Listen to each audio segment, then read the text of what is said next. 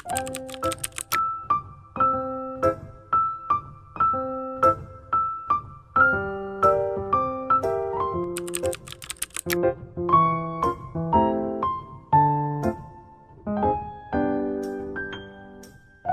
ito na yung hair ko after 3 days. As you can see, oily na siya, kaya dapat mabanlawan ko na rin siya kasi parang humihiyaw na sa galit yung anit ko eh. So, kailangan ko na siyang banlawan with conditioner lang muna, and then the next day siguro shampooin ko na siya. So, let's see ano yung magiging final result ng hair ko after ko mabanlawan ng conditioner. Okay? So, I'll be right back. Maliliko lang ako.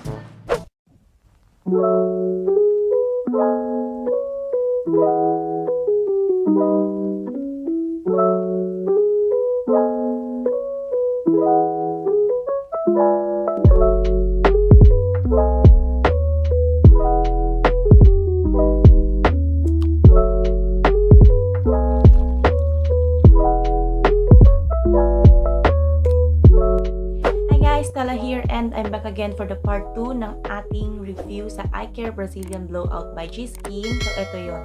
So, if you haven't watched my part 1, then I'll put the link dito, or sa description box. Basta dyan. So, in this video, sasabihin ko na yung aking final thoughts about this product. And sisimulan na natin sa nakikita nyo ngayon. So, kung nako-confuse kayo sa part 1, syempre, yung buhok ko doon is kaka-plansya lang. So, expected naman talaga na super straight talaga yung hair ko, diba?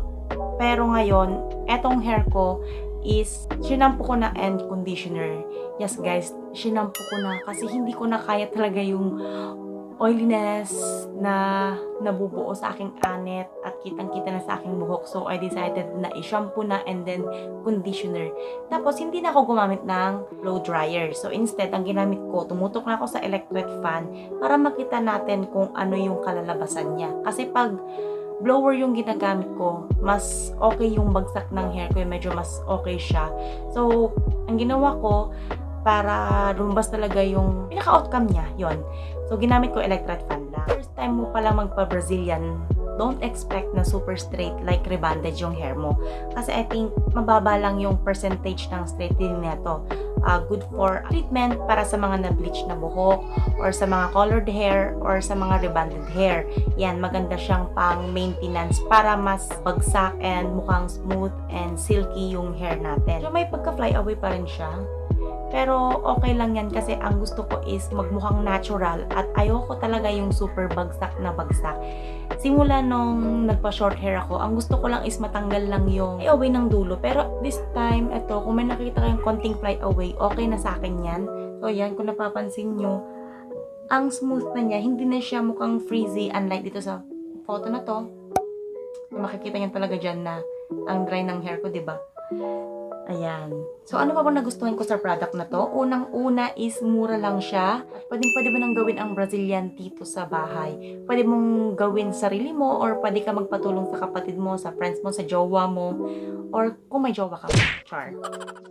And expect ko is magagamit ko siya ng buo. Since maliit lang siya 100 ml. Ayan o, nakikita nyo to. Ito. Pero alam nyo ba kung gaano ka konti lang yung nagamit ko? Ganito lang siya. Yan. Ganito lang talaga kasi inilawan ko. Medyo makapal kasing sticker niya so hindi ko makita. Ganyan lang. So I think makagamit ko pa to na tatlong gamitan pa siguro to. Depende na kung mapaparami ko or hindi. So para sa akin sulit na yung 150. Compared mo naman kung magpapasalon ka, 'di ba? Nag-range siya ng I think sa 800 to 1.5 ganun. So, minsan depende pa sa length ng hair mo. Napaka-convenient nito kasi pwede mo na siyang gawin dito sa bahay. Pero kung medyo takot ka, siguro baka hindi mo pa i-reset tipid siya. And at the same time, nagawa naman niya talaga yung trabaho niya bilang Brazilian blowout. At ano pa bang kiniklaim nito? No to frizzy and rubberized hair. So, ako kasi na-bleach na, so expected na maging rubberized talaga yung hair ko. So, yan, napapansin. Close up natin. Ayan. So, hindi naman naapektuhan yung performance niya actually. So, kasi nung last year lang, I think December ako nagpa-Brazilian, ang advice sa akin nung professional na gumawa sa hair ko is, wag ko muna daw siyang shampoohan after 3 days. So, conditioner lang. But since hindi kasi, alam mo yun, nag-workout kasi ako. So, gusto ko talagang linisin na yung buhok ko at saka yung anit ko kasi feeling ko marami na talagang nag-build up na dumi sa buhok ko. So, I decided na i-shampoo na. And, ayan. Okay naman yung result sa akin. So, kahit na may konting pa-fly away siya, okay lang. Yan, diba? Okay naman, diba? So, sa part naman na ayaw ko is, of course, hindi mo siya mabibili ng kung saan, hindi siya masyado accessible man tawag doon. Tama ba yung term ko? Basta, hindi mo siya basta-basta mabibili saan-saan, like, for Watsons, HBC, mga ganyan, hindi mo siya basta-basta mabibili. Mabilis kasi siyang maubos eh. So, mas maganda siguro kung, siguro mag-hoard ka na para may stock ka na. Kasi 150, diba? Not bad na. Yung part na medyo masakit sa mata is given na yon pag nagpapa-Brazilian ka. Sasakit talaga yung mata mo. First day pala, na Brazilian yung hair ko, meron pa ring times na sumasakit yung mata ko. Pero hindi naman most of the times. Parang pag nahawi mo lang yung hair mo, parang ganun. Pag hinawi mo siya, ganun, may times na sasakit talaga yung mata ko. The second day and the third day is okay naman na. Wala naman ako nararamdaman na happy factor sa mata ko. But the thing na ayaw ko dito is yung masakit sa lalamunan. Pag nalalanghap mo siya, medyo medyo mag-feel ka na parang nagdadry yung lalamunan mo. Pero seconds lang naman, hindi naman siya tatagal sa lalamunan mo eh. Pero all in all, good na good pa rin sa akin tong product na to. Yung sister ko nga habang ina-applyan niya ako, sabi niya ang ganda ng performance niya. Parang sa kapatid ko, normal nga lang na daw yung dumudot sa ilong yung parang mahapdi na factor, ganun. Normal na lang daw sa kanya. Kasi siya nagpapa-Brazilian din siya ng buhok niya kasi nabugbog din ng bleach. So, eto na-recommend ko sa kanya. So, baka kasi mas makatipid siya dito kaysa pumunta pa siya sa salon. And then at the same time, syempre, mas makakapag-focus siya kasi sarili lang niya. Sarili lang niya iniintindi niya. Unlike sa ibang salon kasi, 2-3 yung ginagawa nilang buhok. By the way guys, ano nga pala no? Beware din pala kasi meron palang kumakalat na fake neto. So, paano nyo malalaman kung fake yung iCare na ginagamit nyo? So, nito yung photos. Yan. So, nakita ko to mismo sa page na pinagbilhan ko. And, kung gusto nyo talaga ng legit na iCare, dito, ito yung page nila. Yan. Siguraduhin yung seller or distributor talaga sila ng iCare ha. Kasi katulad ito ng Nature Republic na aloe vera gel noon.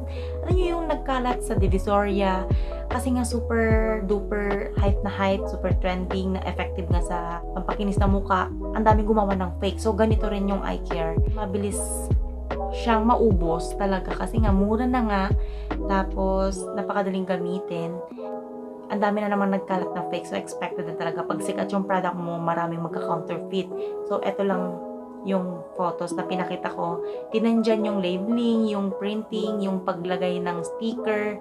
Mako-compare nyo naman siya sa original, diba? So, buti na lang sa seller ako mismo ng iCare bumili. Okay? So, eto yung page nila. Follow nyo. I-like nyo yung page nila and then dyan kayo makipag-transact. All in all, good talaga siya sa akin. So, siguro maging maintenance ng hair ko to. I think, monthly ko na siyang gagawin. Siguro okay na. Gawin mo monthly para ma-maintain yung pagka-straight ng hair mo at saka pagka-silky. Yan. Pwede nyo gamitin ng twice or thrice. O, diba? For 3 months, 150. Diba? Diba mo? Di magkano lang yun nagastos mo, diba? Ang puhunan mo lang is yung pagod mo, tsaka yung effort mo, yung time mo. Yan lang yung kailangan mo dito eh. All in all, good na good siya. That's it. And sinabi ko lang yung final thoughts ko dito.